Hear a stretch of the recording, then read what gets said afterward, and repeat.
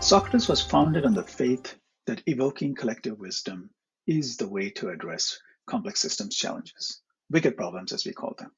But then the question arises, whose wisdom? And over the last 4 years, we have come to the realization that it is the citizen whose wisdom we need to evoke.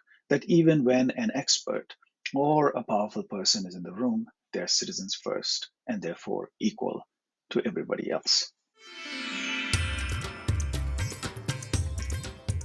So then the question is, how do we design for citizenship in our spaces?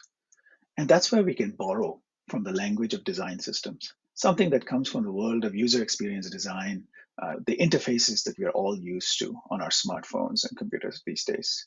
But how do we apply that to the realm of citizenship?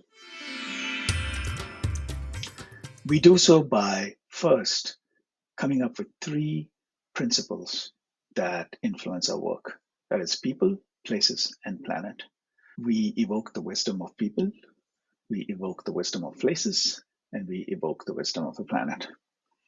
Now, that can be done in many, many different ways.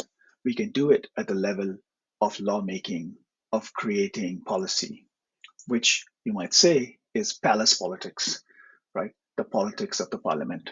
And frankly, that has been well designed to start with. The Constitution of India arose after a deep deliberative process that took several years.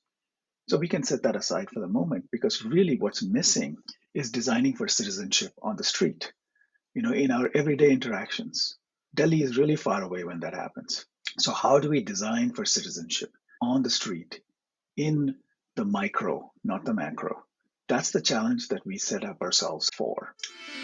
How do you design for citizenship in the small spaces and the medium spaces as much as the large spaces that we occupy on the street, in the city, in the market?